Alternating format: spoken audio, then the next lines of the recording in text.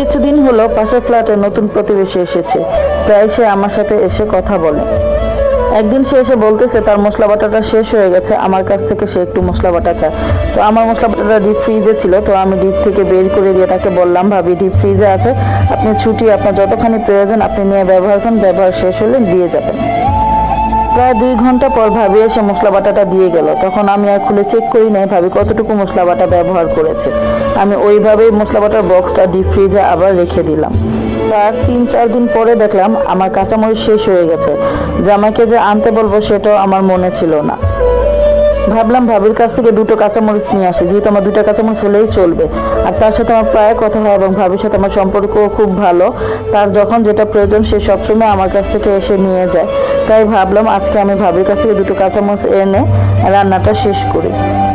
তাই আর ভেবে বেশি আশপাশ না ভেবে ভাবির কাছে গিয়ে বললাম, ভাবি ঘরে কাঁচামরিচ শেষ হয়ে গেছে, আমাকে 2টা কাঁচামরিচ দিলেই চলবে, তরকারিতে দেব, বেশি দেওয়া লাগবে না। এই কথাটা শোনার পর সাথে সাথে লক্ষ্য করলাম ভাবির মুখটা কালো হয়ে গেল।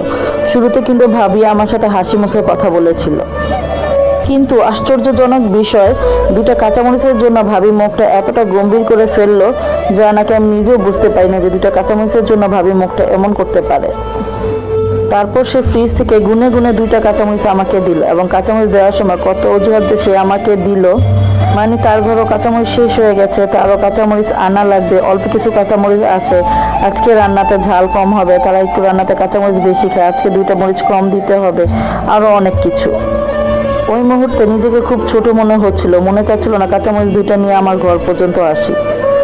সত্যিকার বলতে আজকে আমার শিক্ষা হয়েছে, আমার ঘরে কিছু ফুরিয়ে গেলে বা না থাকলেও আমি কখনোই কারো কাছে কিছু চাইবো না। ছোটবেলা থেকে আমার মার মুখে শুনেছি, ঘরে যদি কোনো খাবার না থাকে প্রয়োজনে না খেয়ে থাকবে, পানি খাবে, তারপরও কখনো কারো দরজায় যাবে না। এই কথাটা তখন আর গায়ে লাগাতাম না, আজকে মার কথাটা বুঝতে পারলাম। যাই হোক, নিজের জীবনে একটা শিক্ষা হওয়া দরকার ছিল, সেটা আজকে আমি পেয়েছি। আজকে নিজের ভুলের জন্যই আমি ভাবির মুখ কালাটা দেখেছি। অথচ ভাবি যখন নতুন এসেছে তাকে আমি কত সহযোগিতা করেছি, কত কিছু দিয়েছি, যেহেতু সে নতুন এসেছে। কারণ নতুন বাসায় আসলে অনেক কিছুরই প্রয়োজন হয়। আমি যদি ভালো মন্দ রান্না করতাম ভাবির জন্য তুলে রাখতাম, ভাবির জন্য, ভাবির ছেলে মেয়েদের জন্য নিয়ে দিয়ে আসতাম। সন্ধ্যার সময় যখন ভাবি আমার ফ্ল্যাটে আসতো তখন ভাবতাম তাদেরকে কি খাওয়াতে পারি, কি খাওয়ালে তারা একটু খুশি হবে। মনে হয়েছে আমার নাস্তা খাওয়া কমপ্লিট, তখন ভাবি এসেছে, তখন আমি আবার তাদেরকে নতুন করে নাস্তা বানিয়ে খাওয়াচ্ছি, মানে তাদেরকে খাওয়াতে পারলে আমি মানসিকভাবে শান্তি পেতাম।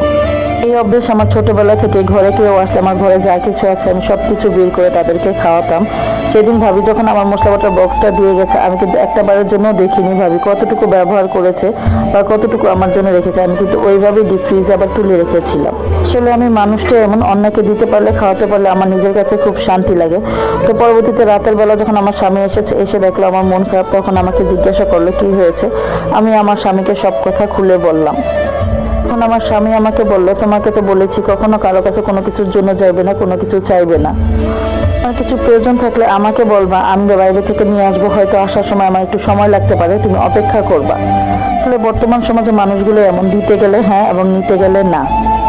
এই লেখাটা যখন আমার ফেসবুকের টাইমলাইনে আসে, এই লেখাটা পড়ে আমি একটাই শিক্ষা পেলাম, অচেনা কোনো মানুষকে কখনোই এতটা আপন করে নিতে নেই, আর এইভাবে কখনো কাউকে কোনো কিছু উজাড় করে দিতে নেই। আসলে যে যতটুকু পাওয়ার যোগ্য তাকে ততটুকুই দিতে হয়, এর বেশি দিলে মানুষ তার মূল্য বোঝে না।